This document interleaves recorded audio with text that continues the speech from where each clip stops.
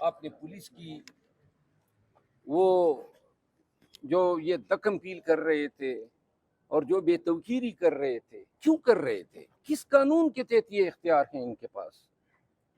نہ کوئی قانون، اور ساتھ میں سپریم کورٹ کی بہت عالیشان بلڈنگ ہے، اور پھر نزدیک میں ہائی کورٹ اسلام آباد کی، اور یہ کارروائی ڈال گئے۔ اب اگر اس ملک میں انصاف ہوتا تو یہ گرفتاری این 1 گھنٹے 2 گھنٹے میں انڈو ہونی چاہیے تھی، لیکن آگے کا کرنا کیا ہوا؟ جو ہوا بہت ساری چیزیں میں بتا چکا ہوں۔ تو گرفتاری جو ہے انڈو ہونے کے بجائے اگلے دن جج صاحب نے 8 ایام کا فزیکل ریمانڈ دیا۔ حد ہوتی ہے ناانصافی کی، ظلم کی۔ یعنی جان بوجھ کے آپ ایک ایسا کام کر رہے ہیں جس کے نہ کرنے کی آپ نے حلف اٹھائی ہوئی ہے۔ اب ایسے لوگوں کو منصف کہیں گے؟ 8 دن کا ریمانڈ اور 2 لکیر آرڈر، 1 گھنٹہ باز کیا میں نے، ایک دلیل ایک آرگومنٹ ہمارا اس میں لکھا ہی نہیں۔ کیوں آپ ریمانڈ دے رہے ہیں؟ یہ اختیار قانون نے آپ کو اس لیے نہیں دیا ہے کہ آپ جو مرضی آپ کی جو ہے من میں آئے آپ وہی کریں۔ قانون نے یہ ثوابدید آپ کو دیا ہے جوڈیشیسلی ایکسرسائز کرنے کے لیے۔ اس کو ہم نے چیلنج کیا۔ شکر گزار ہوں کہ اسلام آباد ہائی کورٹ کے فاضل ڈویژن بینچ کا، کہ انہوں نے 2 ایام میں اس آرڈر کو کالعدم کیا۔ اس کے بعد پھر ریلیز جو ہے اس کے لیے ضمانت کی درخواست، ضمانت کے بعد اس میں نوٹس، اور نوٹس کے بعد جج صاحب کی چھٹی، اور چھٹی کے بعد پھر چھٹی، اور پھر آج کا دن۔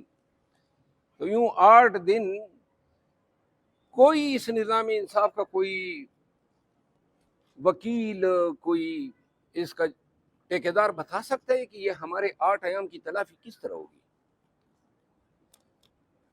یعنی کہ 202 گھنٹے آپ نے ہمیں محبوس رکھا خام خام میں۔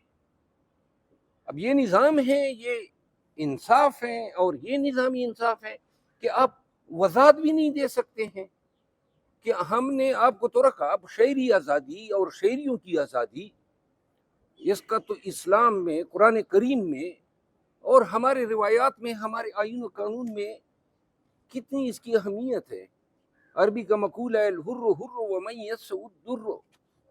کون کس طرح کسی کی حریت آزادی کو سلب کر سکتا ہے؟ پھر ہم خود وکیل ہیں سپریم کورٹ کے، آنکھیں بند کر کے۔ تو لہذا جس ملک میں، جس ریاست میں تانے دار کی تانے داری یہ ہو کہ جناب جہاں اس کا منہ اٹھائے پاکستانی شہری کو اٹھا لیا، نہ کیمرے کا ڈر، نہ میڈیا کا ڈر، نہ پاکستانیوں کا ڈر، نہ عدالتوں کا ڈر، تو پھر اس ملک میں اسی طرح ہر شاخ پہ الو جو ہیں وہ بیٹھے ہوں گے۔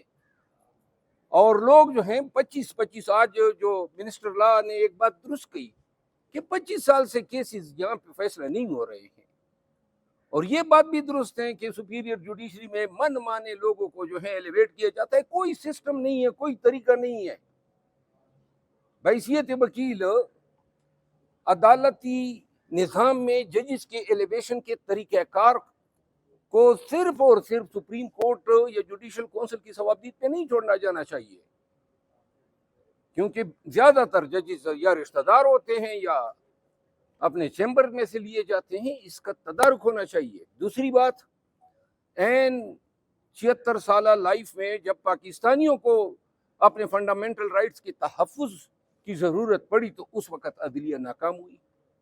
آپ نے دیکھا یہ 1.5 سال میں جو فیصدیت پاکستان تحریک انصاف اور پاکستانیوں کے ساتھ ہوئی، یہ نہ ہوتی اگر عدلیہ اپنا کردار ادا کرتی۔ پھر آپ نے یہ دیکھا پاکستان میں پکڑنے کی دیر ہے، باقی الزام بعد میں ڈالا جاتا ہے، اور پھر آگے کام پھر سیشن کورٹس کو چھوڑ دیں، وہ پھر آگے سے ذمہ داری اٹھا لیتے ہیں، جی ریمانڈیں بھی دینی ہے، ضمانتیں بھی خارج کرنی ہے۔ ایسے نظام سے توبہ کرنا چاہیے۔ اس 25 کروڑ عوام کو اس کو لات مارنا چاہیے۔ یہ کوئی نظام ہے اور یہ کوئی انصاف آپ دے رہے ہیں؟ یہ 8 دن کی کہانی نہیں ہے۔ بیسیکلی ہم یہ بتانا چاہتے ہیں کہ ہر پاکستانی کی یہی کہانی ہے، یہی داستان ہے۔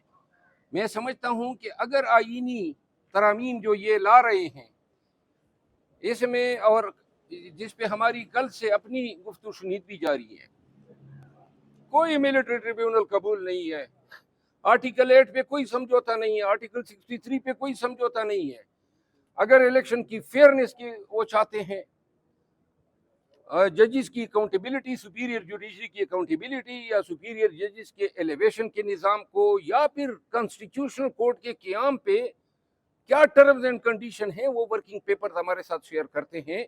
تو جہاں کوئی بھی اچھی بات یہ نہیں ہے کہ ہم بحیثیت پاکستان تحریک انصاف کے ممبر نیشنل اسمبلی تمام جو امینڈمنٹس ہیں ان کو لات مارتے ہیں، قطعاً غلط بات ہے۔ ہو سکتا ہے اچھی باتیں ہو، اور اگر جو بھی اچھی بات ہوگی ہماری ایک وکلا کی ٹیم بنے گی، ہم خان صاحب کے سامنے بھی لائیں گے، اور جو چیزیں یا ملٹری ٹریبیونل کی ہیں، یا ججز کے ایکسٹینشن کی بات ہے، یا ان کی عمر کی رعایت کی بات ہے، یا پھر فورسز کے چیفز کی ایکسٹینشن کی بات ہے، ان چیزوں پہ ہم کبھی سمجھوتا نہیں کر سکتے۔ ترمیم جب پارلیمان دیکھتی ہے نا، تو وہ سافٹ کارنر کے نقطہ نظر سے تو نہیں دیکھتی ہے نا، وہ تو یہ دیکھتی ہے کہ اس کا پاکستانیوں کو کیا فائدہ ہوگا۔ جہاں تک الیکشن کمیشن کے اس شک کا تعلق ہے کہ جب تک نئے چیف الیکشن کمشنر یا ممبرز نہیں آتے ہیں تو وہ کنٹینیو کریں گے۔